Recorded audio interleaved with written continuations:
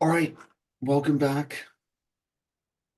It's March 4th, the only day that's a command, March 4th. So, as we head into chapter 3, does anyone want to begin with any thoughts or questions or remarks about 3? Or where is it in the context of the book? What do they remember from it, or what's a quote that was interesting, or just a point to jump in from?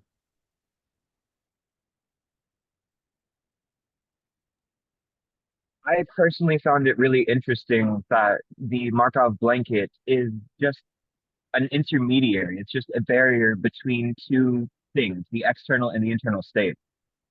I really, it reminded me of my physics classes talking about a ball rolling down a hill in the sense that you could take it from the perspective of the ball and the universe is moving around it, or the universe is still and the ball is moving down the hill.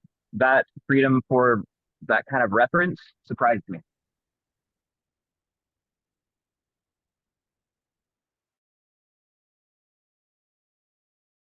Hmm.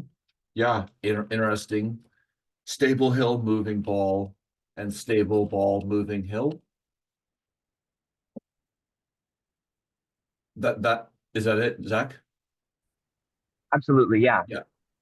That a kind of similar topic came up yesterday in the um discussion with Lachlan Kent and Anastasia Unica on mental gravity, on like kind of there's a reference frame where the Earth, like spaceship Earth, is the egocentric navigation. That's like our visual reality, like objects coming closer.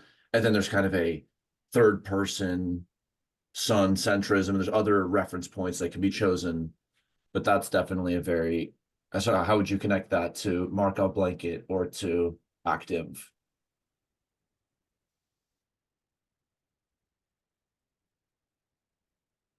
Or how does the Markov blanket allow us to do it this way? Wait, I'm sorry. Perhaps I don't understand. Are you saying they posed that question, or are you asking that Oh, question? just asking, like what made you think about this ball moving down the hill from the Markov blanket? Oh, because of the KL divergence. It's not exactly perfect, but it seems as if you can move X. The actual like external world is going to stay still, but the Q is going to be the thing that's changing. However, it seems to where your choice as the ball as the thing moving down the hill is kind of arbitrary if you assume that the KL divergence is not going to change if you change up the order. It was just a thought that I had that I found to be interesting. The kind of relative relationship between the two. Perhaps there's not much to it. Well, I'm seeing maybe the Lagrange points as being somewhat corollary. What are those points? So when you have an orbit, um, when you have two bodies in orbit, there are certain points where there's an equilibrium between the gravity fields between those two bodies. So the Lagrange point is actually a place of stasis. Um, and in a way, because it's an absence of both of those bodies and the influence of both of those bodies, it's actually a separate virtual body in and of itself.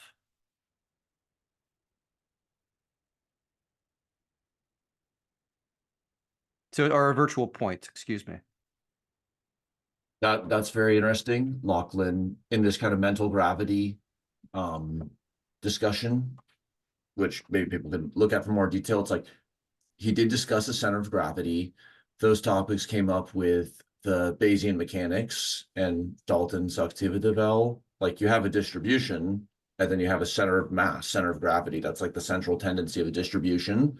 So Bayesian mechanics is kind of something like a gravitational interpretation of the Bayesian updating process. Like big distribution, heavy prior, light, low attention, sensory input, not going to move the prior that much.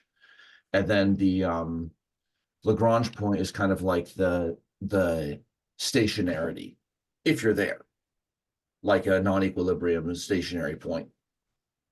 Like the person in the frog and the jumping out of the hand example, the textbook, they could reach like a long-term stationarity where they were just estimating something that where they've reached like a steady point with what their environment was providing. So it's kind of like one gravity from the environment, one gravity from the agent with their prior.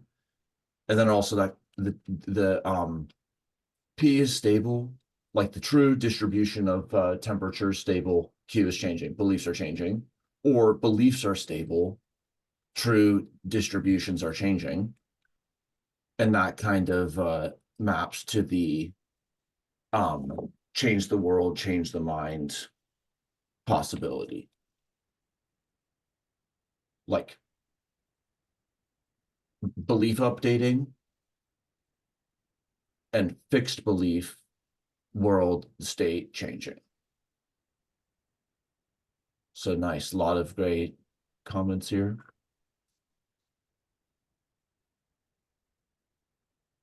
Thomas, and then yeah.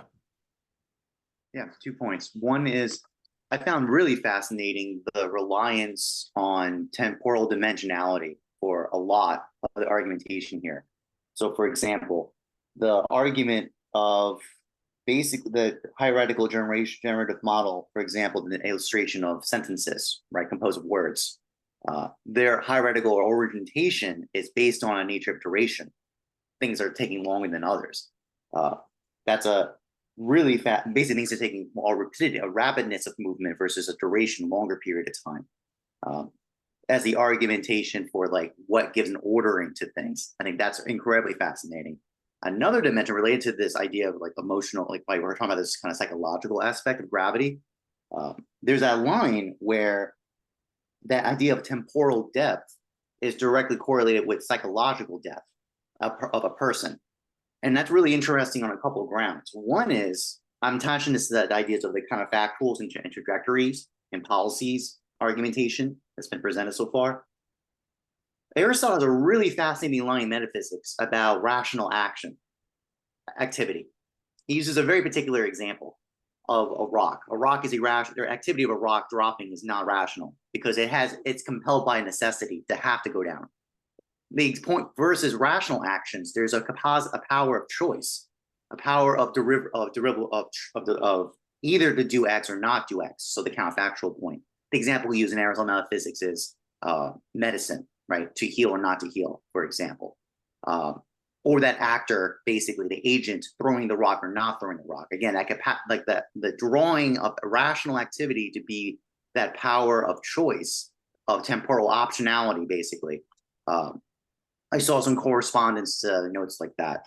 I've always found that very interesting. Aristotle, he talks about that's his as like derivative, his explicit definition of what rational activity is, which has this kind of potentiality, temporal nature to it. I thought that was really fascinating. The other note, it's a classic problem. This is from a scholastic Aquinas models of psychology. The chasm between the phantasms and the intellectual activity.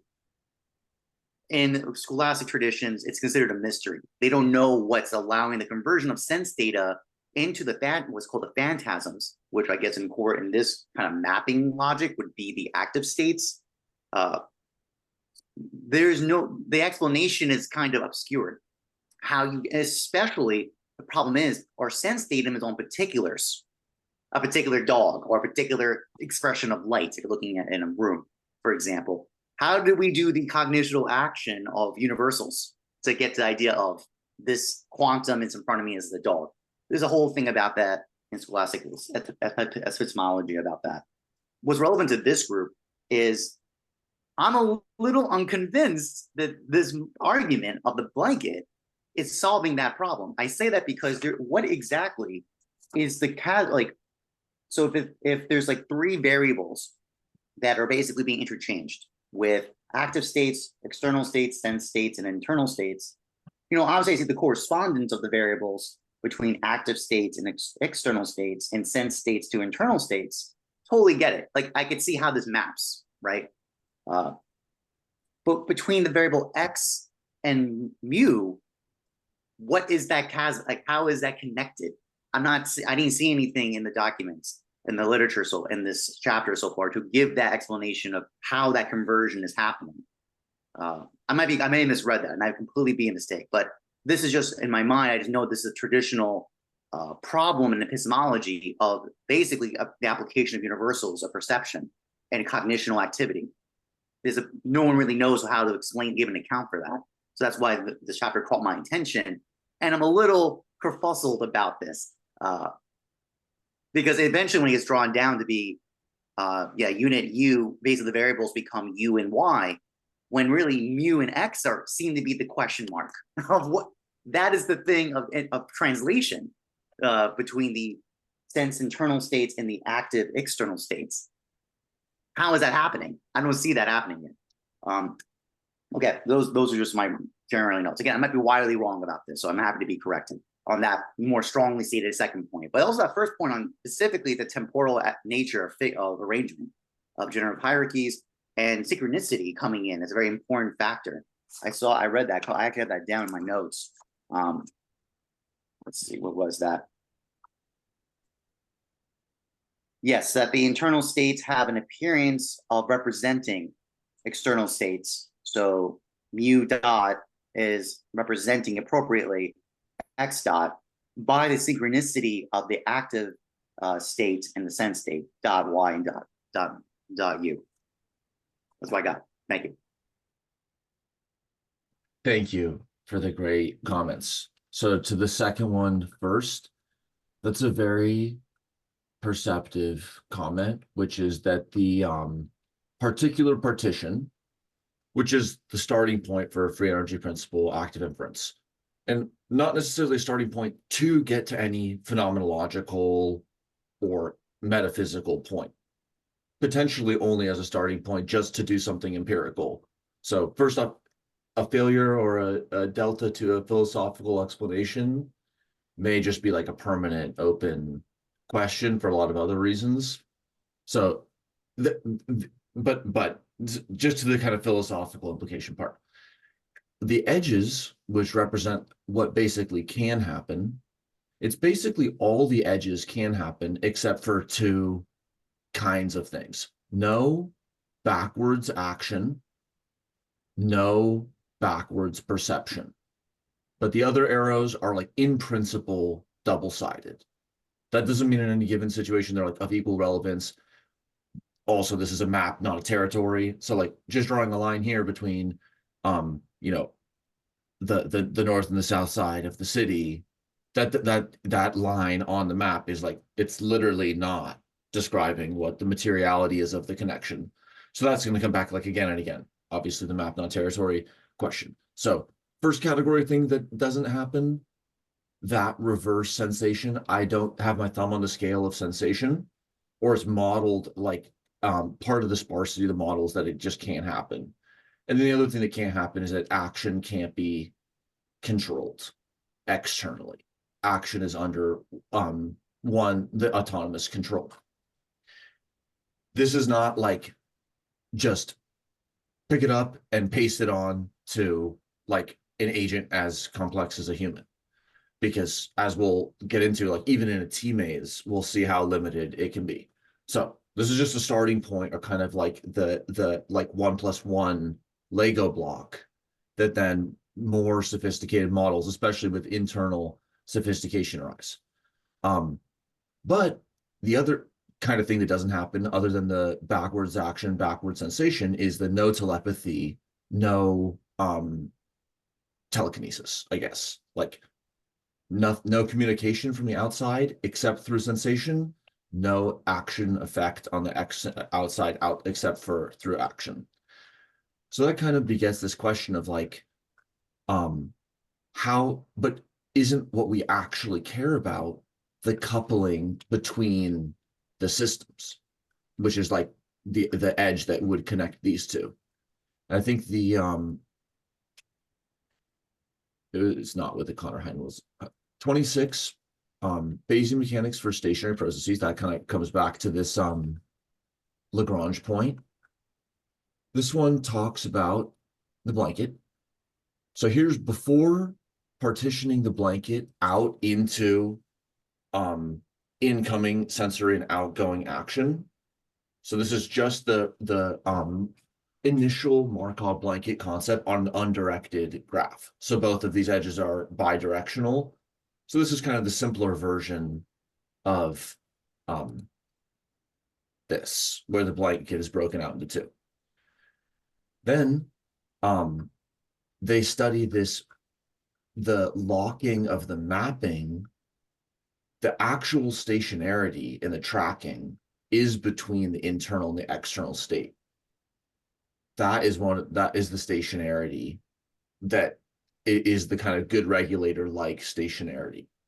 So it captures both the intervention of the blanket state and I just don't remember exactly which paper has the sigma mapping between, maybe someone else remembers, but the sigma mapping is the one that describes between the internal and the external state.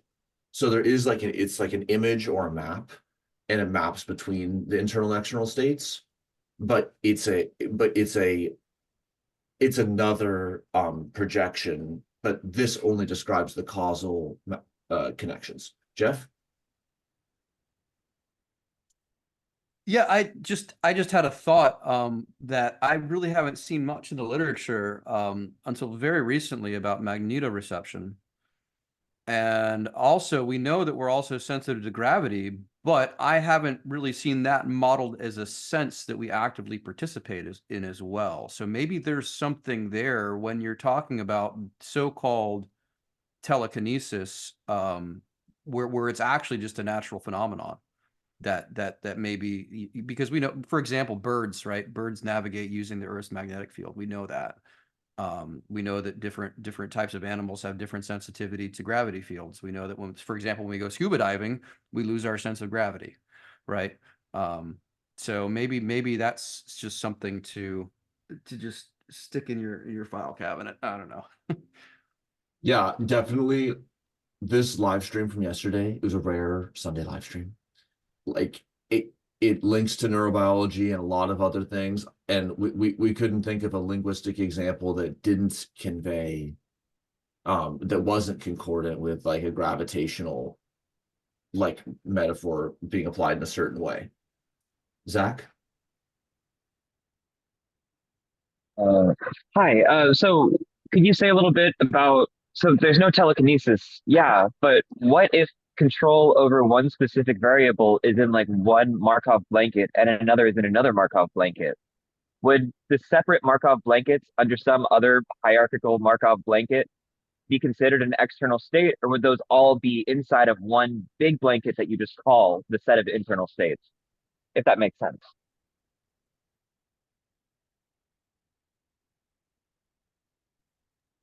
Yeah.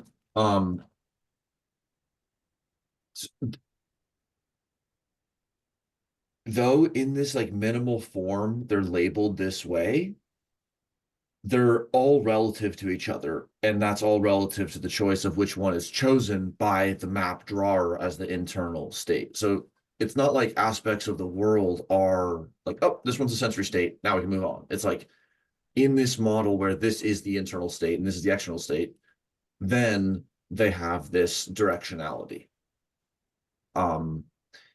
There's an interesting question. I think it's in chapter 2 or 3, and it kind of highlights how the textbook talks a lot about generative model and generative process, but then it has Ali, and then but more recently they just describe the entire statistical model as the generative model. So that's the way that many people talk about generative modeling now, that although there are agents that are defined by like the causal connections of the blanket and the internal states, so like you can have an agent-based model as you could with NetLogo or any other kind of modeling framework. There's no need to talk about specific variables as being intrinsically like an active state or a sensory state, because if it was like a communication setting, then the active for one is the sensory of the other. So as soon as you're even in a two-agent setting or anything that's like blurring the line with basal cognition or anything, You just build the program and use the structure, the syntax of the system that you're building the model in. Like we can look at PyMDP and look at the code as it's kind of rendered. For some people, that is helpful to see that these are really just the variables that are defined in their relationships. And then when you start linking them up, they if you had another, extension, it's always a question that we haven't, and I don't know if there's a specific total answer, which is like, okay, it's a wiring diagram like this. And this was the kind of core critique or line of inquiry by this, like how particular.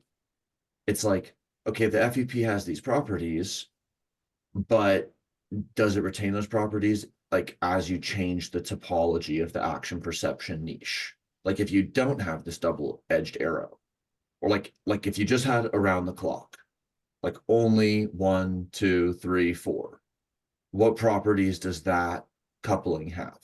Can that one synchronize across the blanket? So I don't think it's totally resolved.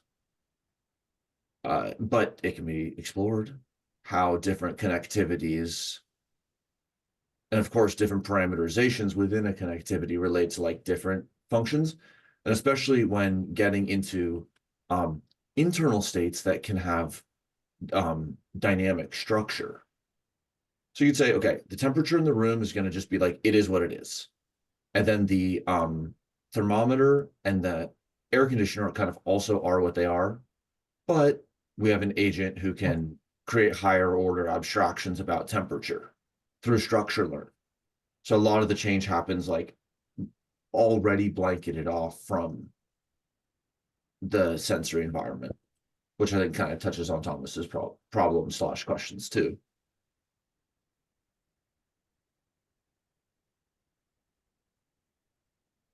Awesome. Thank you so much.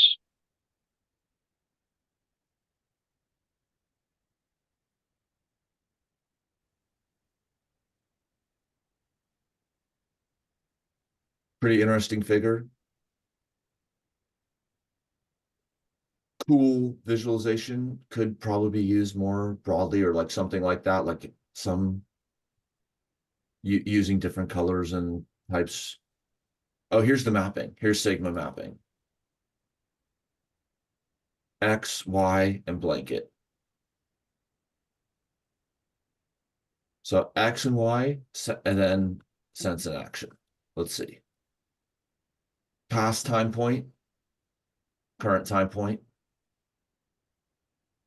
So here's just describing, X maps to action and itself. Internal states are action selection and have their own recurrent dynamics. And like, okay, analogously. 2, solenoidal coupling.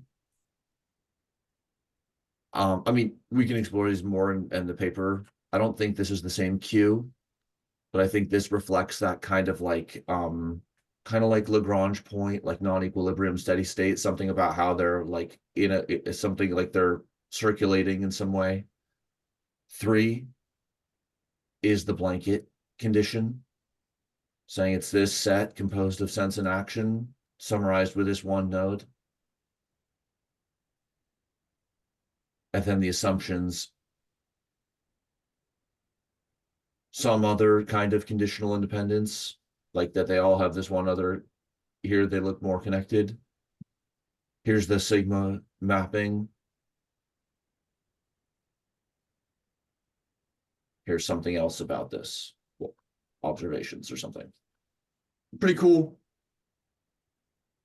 I don't know how much more graphical, but the category theory is also taking it very graphically. This is still within the Bayesian graph, like visualization approach, but the category theory work probably has a lot of visualization. That's also more formal argumentation.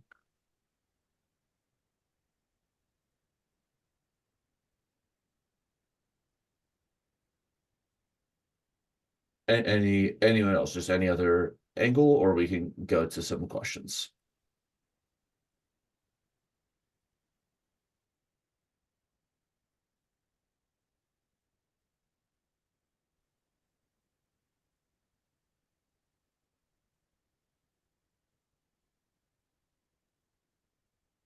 Also, people can upvote the questions, but let's just look at. Does anyone want to look at a specific written one or a new one, or should we just look at the most upvoted ones?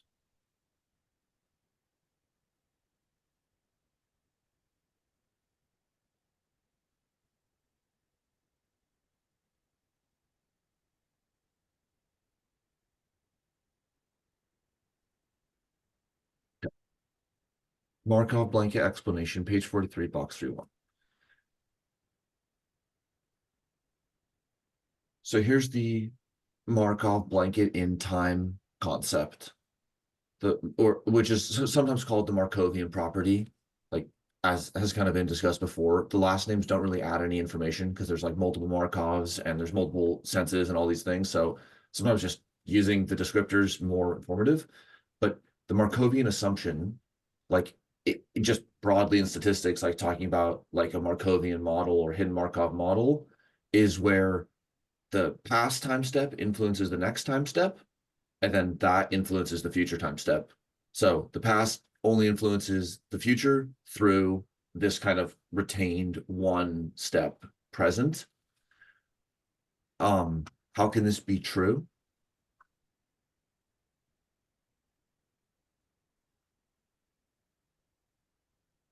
It doesn't have to be a true fact ontologically about a system.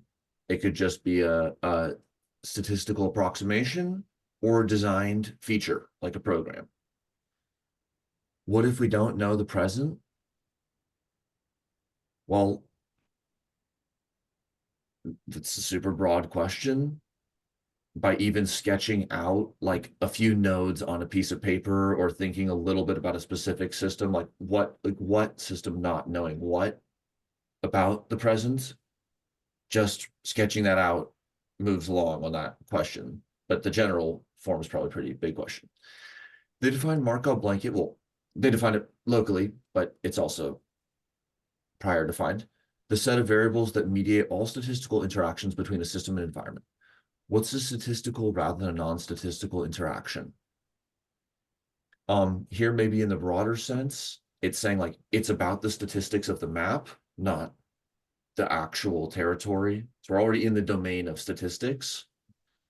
Another way to read it would be like it's kind of a probabilistic, like across like many similar or comparable examples, that it's not necessarily seeking to give, like, for example, a mechanistic account or a constructivist account of how one thing happens. It's giving a observational, empirical, numerical approach to modeling like categories of events, just like anyone would doing statistics or AI or machine learning. Thomas? Kind of blending questions 1 and 2 together. What's the relationship of hidden states with this? Because I remember the model from the low road mock chapter. There was a discussion about hidden states being part of basically the calculation. So just on that question of not, obviously the point of not having all full information is covered by the fact that there's hidden states that are being accounted for. As I recall that from the chapter 2 in the low road process. So is that part of that relationship here, or one of the ways that we can connect the two questions?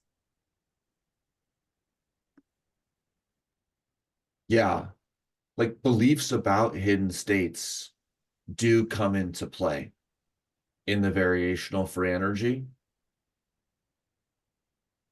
And then also in prospective planning and action selection. Like in this book, anytime you see X tilde, that's beliefs about hidden states are always more uncertain than beliefs about measurements. So these two forms of expected free energy expect, like, also always good to just kind of like threshold that not all things necessarily do this kind of policy selection process. Like a rock doesn't have to be modeled with a policy selection process or just a trivial one. But then getting into this like adaptive action setting, then here's like the uncertainty about how actions relate to world states is always greater than this uncertainty about how actions map onto observations. Best case, they're equivalent, like in chess, where there's a one-to-one mapping between the observation and the hidden state of the piece on the board. That's like a fully observable game. Not to say that the opponent's mind is fully observable, like, but that's the whole modeling process. Those are maybe a few aspects of it. But what else? What are the kind of key aspects you think, and how maybe it's been approached philosophically otherwise? Like,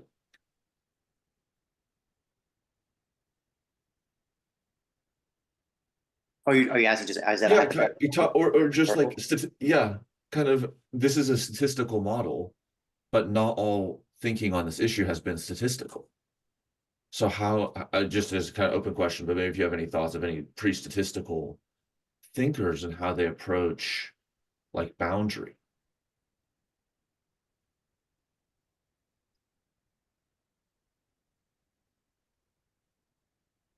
I mean, maybe normally an argument by definition. So the idea of an essence is defined by its definition, which is its species and genera, with the differentia basically combination. If you use Plato's in the Meno talks about that using a necessary kind of property to define limit, and thus use it to define color and figure and all that. So those are not statistical probabilities to define basically some observation.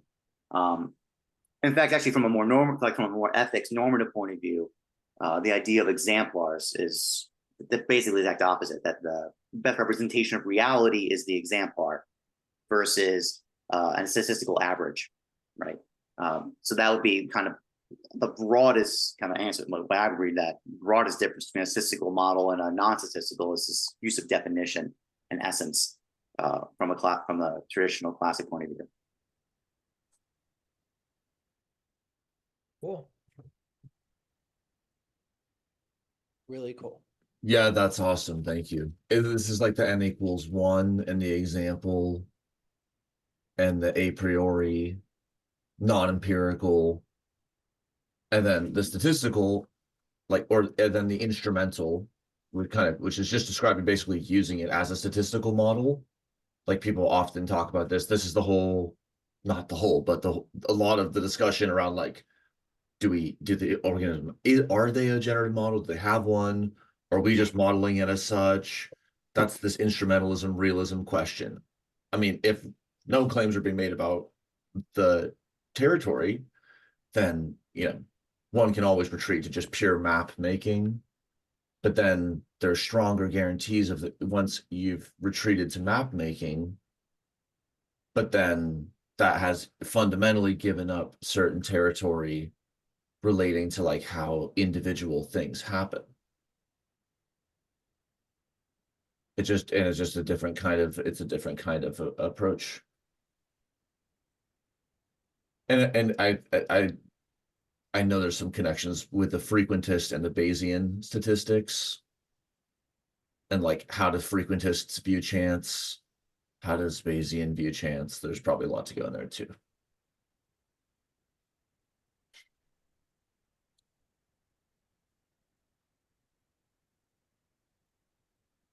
Just to build on that, just by the way, it wasn't like Aristotle did not know about chance. It was discussed. It was a known thing.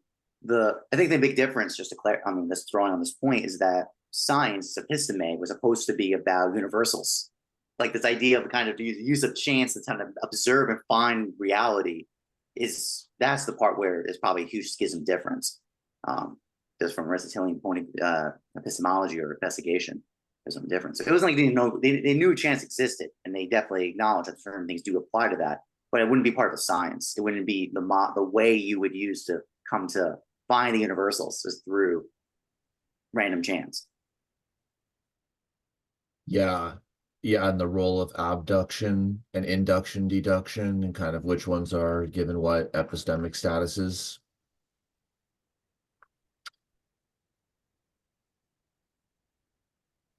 Does anyone want to go to any written question or any new one?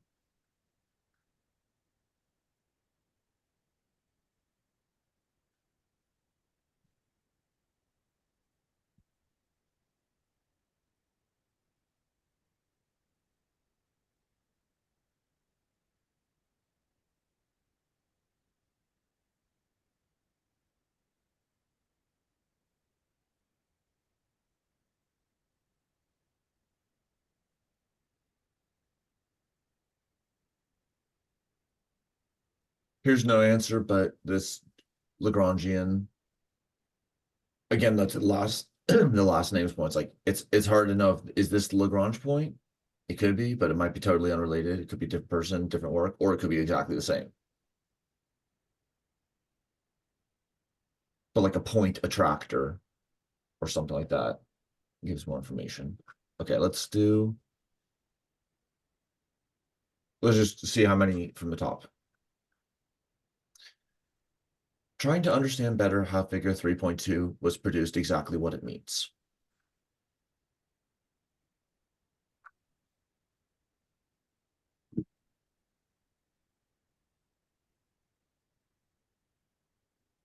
Okay, so there are the variables that are going to be used. This is kind of the simple blanket setting. There's going to be 3 variables, x, mu, and b.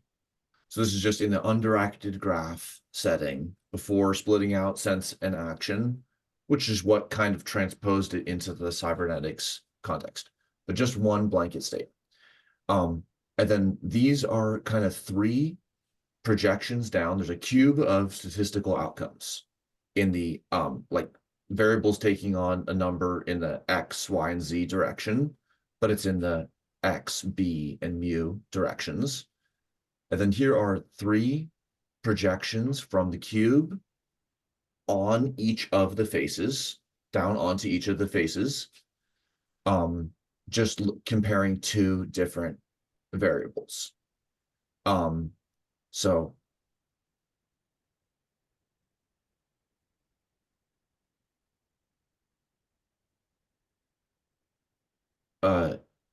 there's a positive relationship between just a linear regression between x and b, and then you can condition on b.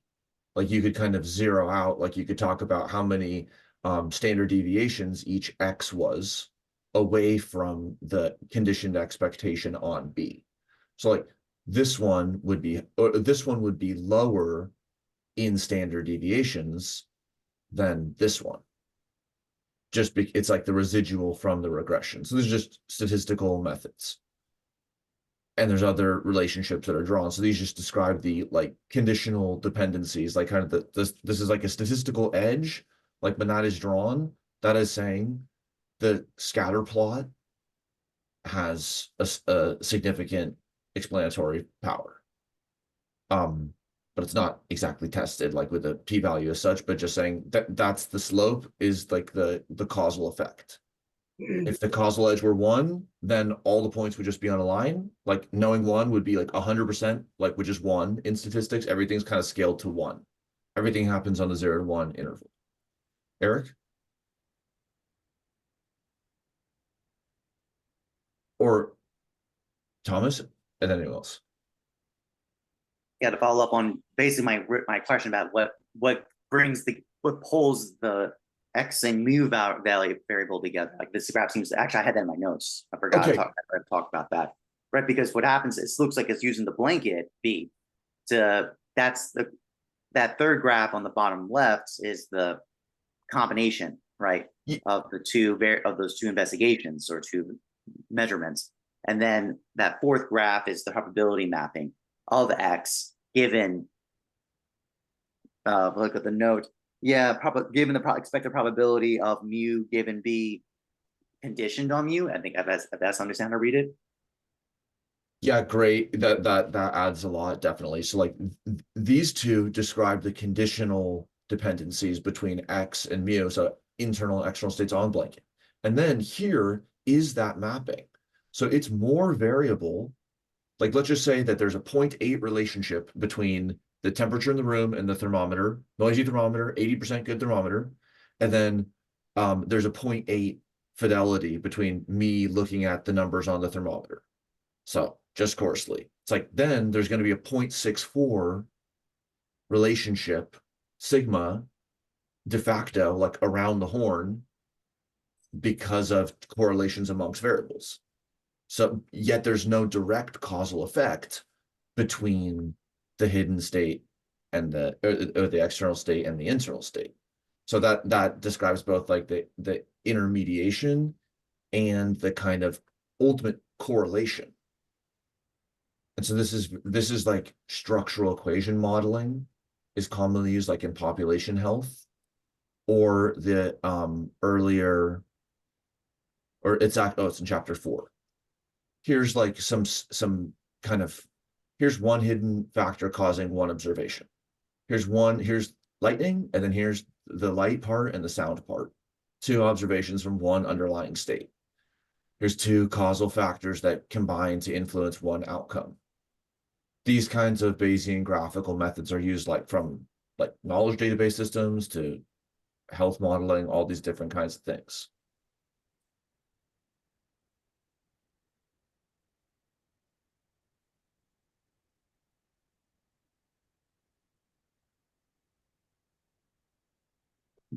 If one defines these preferred states as expected states, then one can say that living organisms must minimize the surprise of their sensory observations. Is it that preference is the same as expectation, or formally we can use them in the same equation or something else? Does active inference make ontological claims, e.g. preference is actually expectation, just as heat is actually excitation of molecules? More generally, is the free energy principle, free energy in physics, just an analogy, or is it an ontological assertion? Makes? Okay.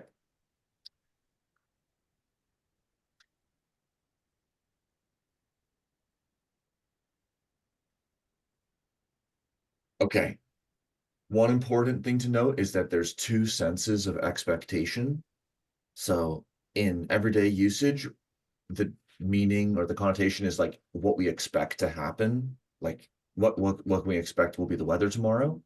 However, also when we see the fancy E, the big E, expectation of, or the sum of something divided by n data points, which is the same as that's also called the expectation, also known as like the central tendency or the mean. So the expectation of a distribution, it's like the expected returns, but that's a situation that's both about an uncertain future moment, and it has to do with the moment, with the central tendency. So it like it's just a statistic. Even within statistics, those are it just clearer based on the context or what variable is coming to play. In active inference, preferences, so 4 things that are choosing actions, that are using that are exerting their preferences.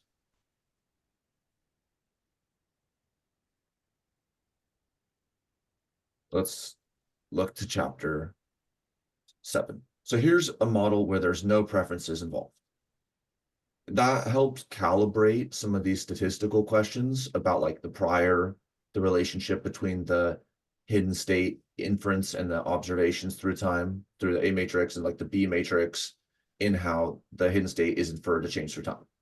But there's no action exerted in this model. But that brings out a lot of these questions about like observation, hidden state, how things change in the world, all these things like that. Then that bottom structure is still exactly the same. And then here's this action selection part.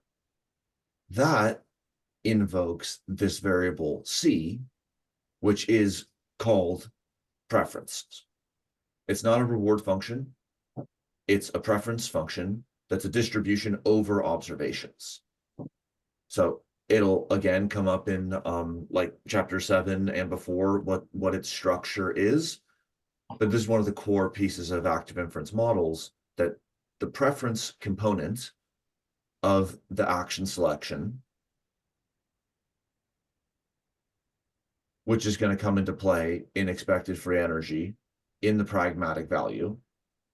So this is going to define pragmatic value for that variable. That is defined in terms of observations, sensory observations. Let's return to the question, see if there was more to it, but that's kind of the key piece. They're not, the preferences are not about future points.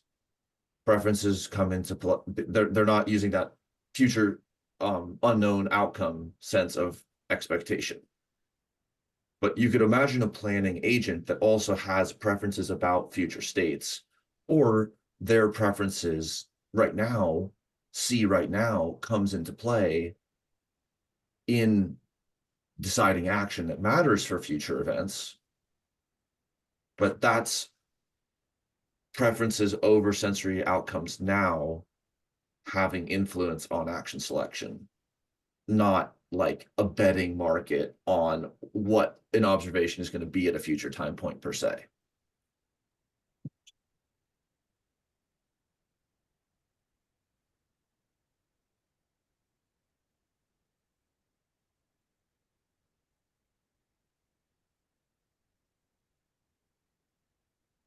So is preference the same as expectation? No, but it'll be especially clear when you just even sketch out a table or a list of what is being described, because this is a very general, this is like at the level of definitions of words. Formally, we can use them in the same equation. There are situations where it's an equation where you could describe it in English using either of those words, but there's other situations where you couldn't. So they're not simply swappable.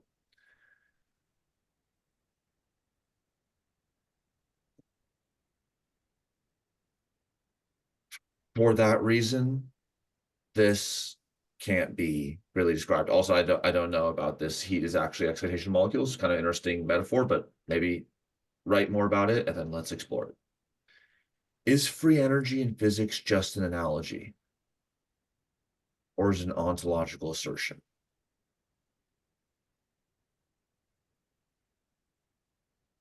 Can analogies be ontological assertions? I don't know. There's probably a lot of things to say on that question, but we'll go on.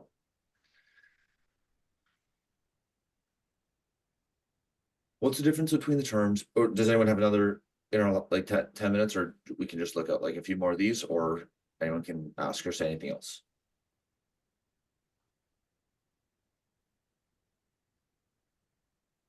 Okay. What's the difference between the terms? Thomas, go for it. Hey, sorry. I mean, the idea of the generative model, hierarchical generative models based on time, could we clarify that a little bit more? Because that does sound like the fact of a hierarchy, right? Basically, for example, again, the classical model of a chain of being, that thing that entities have a certain ontological reality oriented hierarchy, right? That rocks are not the same as animals, animals are not the same as humans, humans and God. There's a kind of ontological hierarchy given on that, of some orientation of how things are arranged. This chapter seems to talk about the time duration as that ordering property. Could you give some more clarity about that, or just like how strong of a statement is that, or what the implications are that? Yeah, great question. Okay, few pieces on this. So when you brought up the first time, let's just say that we're gonna have planning over 100 years. One kind of model would be like a model where every year from 1 to 100 is represented like on a timeline. Or there could be a model where there's 10 decades and then each decade has 10 points. And so it's kind of like you could have thinner models that are nested structurally so that like the tree sweeps out all the possibilities still. And so there's multiple different kinds of like hierarchical models that could be built.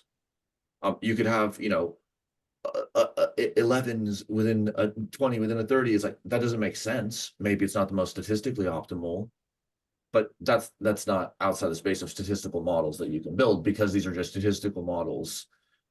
However, also people have gone, I think, a lot further in arguing for like time phenomenology.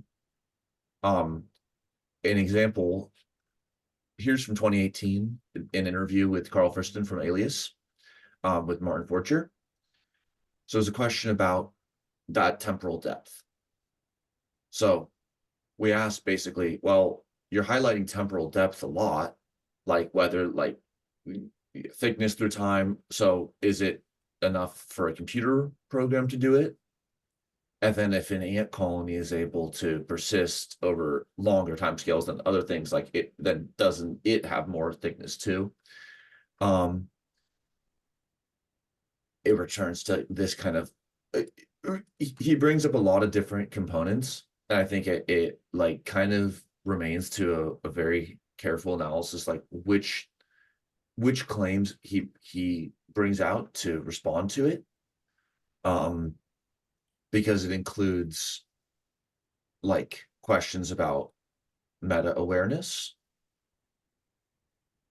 the depth of the model in terms of the counterfactuals.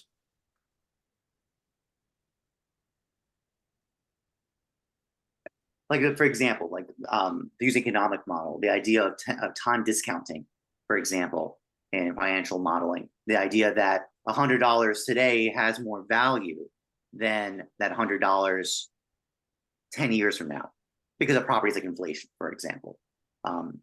So yeah, absolutely, there's that kind of self-referencing quality, like kind of agents having self-awareness question, but also this like this temporal time domain has kind of external reality qualities if we consider time preferencing of value itself being a variable here or being an area of consideration. Yeah, I think the deeper the deeper philosophy is to be explored. Here's what it looks like in the code. Policy length equals 4. That's the time depth of that agent, 4 time steps. Like that lets you estimate how many, how big the policy vector is going to be. If there's 4 times, if there's 4 affordances, or let's say 5 affordances, like up, down, left, right, and weight at each time step, then policy length of 4 is just every sequence of those 5 affordances. So 5 to the 4th. And then that's like a tree search for policy, just like early chess algorithms. And then there's all of these methods that are different, but the starting point is just like the model defines the temporal depth of the plan. Now, what does this say about the actuality of time? That's probably pretty open. Thank you. Yeah, thank you for the question. Yeah, and then like that is what motivates all these. Okay, well now how about inference on policy length and all the other things? Like it's just about starting with a model, iterating with it, seeing what phenomena of the real system still are unaccounted. That gets far. Okay, in last minutes, any questions?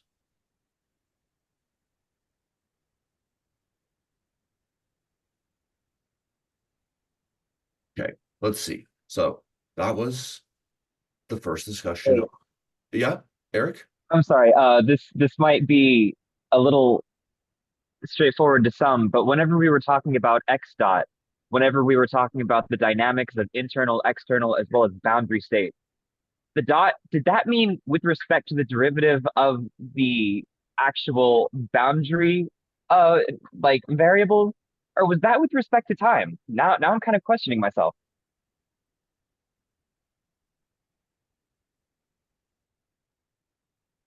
Great question.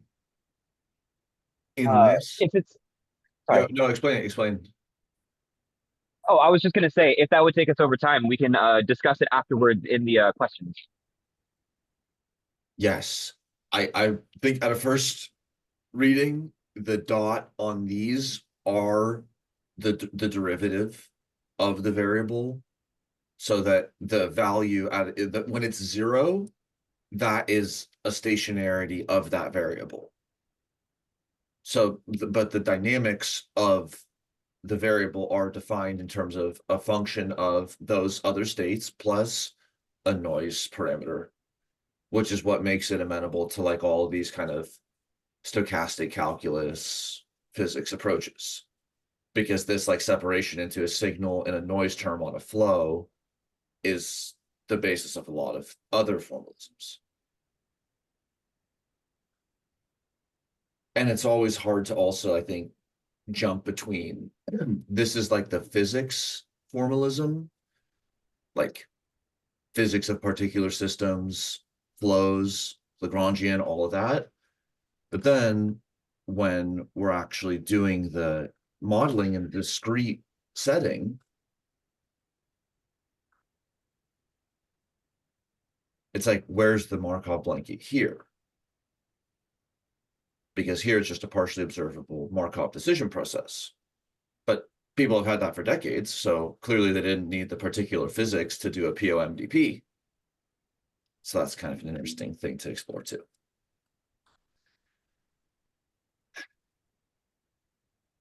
Okay, next week at the later time, second part of 3. Otherwise, in the other cohort, we're in chapter 8, which is continuous time models, but 7 is on discrete time. So thank you all. See you next time. Bye.